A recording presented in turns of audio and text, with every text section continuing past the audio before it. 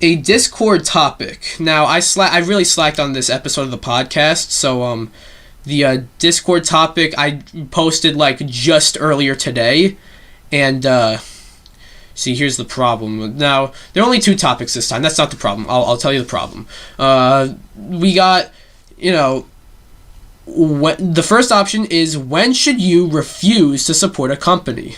And then the second option, excuse me, the second option is the problem, or my issue at least, with games as a service.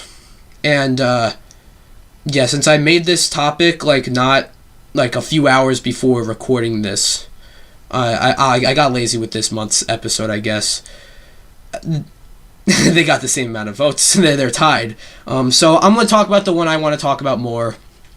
And that is, when should you refuse to support a company? Now, I remember, excuse me, adding this question to the polls, around the time where Nintendo were, really on a mean streak with, very late last year, when they were on a mean streak with, corporate business practices and, stuff with the free Melee drama and then attacking the Splatoon community as well.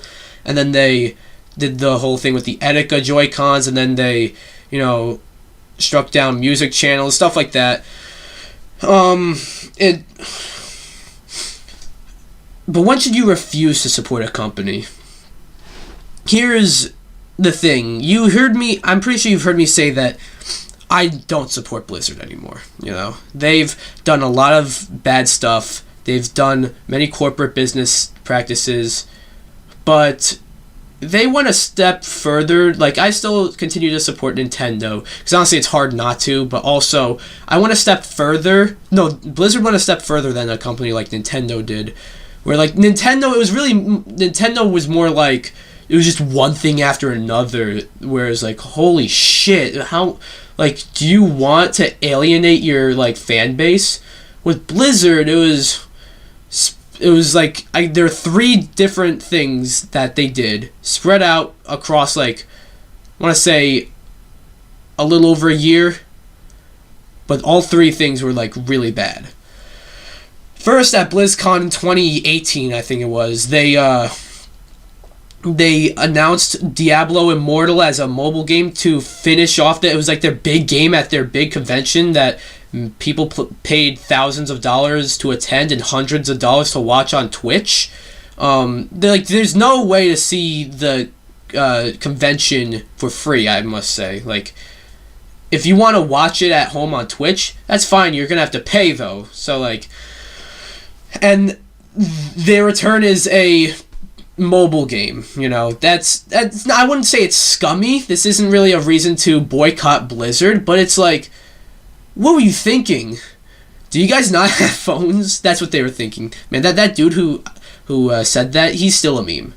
Honestly, that dude's life is ruined. I kind of feel bad for him, but at the same time, maybe don't say something really stupid like that. Anyways, a year later, around the time of their next BlizzCon, you guys may know there's the whole thing with Hong Kong going on, and then there is Blitzchung, who is a professional Hearthstone player.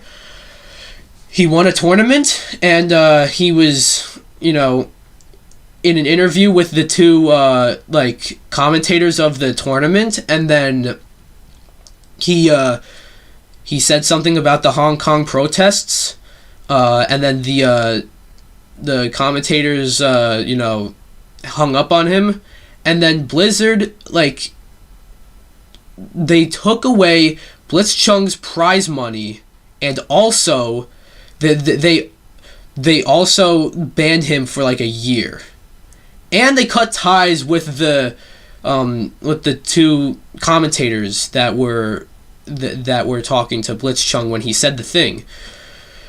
Which why that makes me scratch my head kind of the most, actually. They did nothing, but anyways, they silenced Blitzchung, took away his prize money and banned him. They gave his prize money back eventually, but they still banned him. Like, it was a year-long ban. It's been over a year since that happened. I'm sure he's able to play Hearthstone now, but does he even want to at this point? It's like... So... And then that happened. And then the whole thing with Warcraft 3 Reforged happened, and that was a huge mess. And I talked about that on this podcast, actually. It was just... That was like... I didn't play that game. I had no desire to, but just like the shit they pulled with that, just the lies they told, and how it seemed that in many ways it was worse than the original version, and just a downgrade, like, that just sounds like a bad remaster, but like, there's more to it. There's so much to it. It made my head spin, you know. That's when I was like, I wasn't gonna buy this game anyways, but that's when I was like, you know what? They don't deserve money. I like, if you want to support them more, fine, go ahead. But not for me. And they haven't been doing too much shit like that, at least not that I can recall, as of late. You know, they haven't, you know, but they could. They could do it like any day. So that's when I feel you refuse to support a company. With Nintendo, I was really like... It was really like, if this was any other company, I would choose to just boycott them. You know, but even then, if I'm going to pretend to be a non-Nintendo fan, you know, I admit I'm a Nintendo fanboy, and I can't really help but to buy their games because they look good, and they are good a lot. If I were to speak from the perspective of a non-Nintendo fan, but still from the perspective I had with Blizzard, like, Blizzard silenced one of their top players, and Nintendo silenced, you know, they pretty much silenced an entire community with Smash and Splatoon, so 2 communities, but it was never over, like, politics, if you know what I mean. Like, and they never, like, banned anyone. They didn't take away their prize money like Blizzard did, and they honestly never tried to scam. They never tried to scam anyone with like how Blizzard did with Warcraft 3. So yeah, that's where but like, if that's where you draw the line for Nintendo, where they like attack their own fan bases, I don't blame you. So yeah, that's just what I think. That's when you refuse to support a company.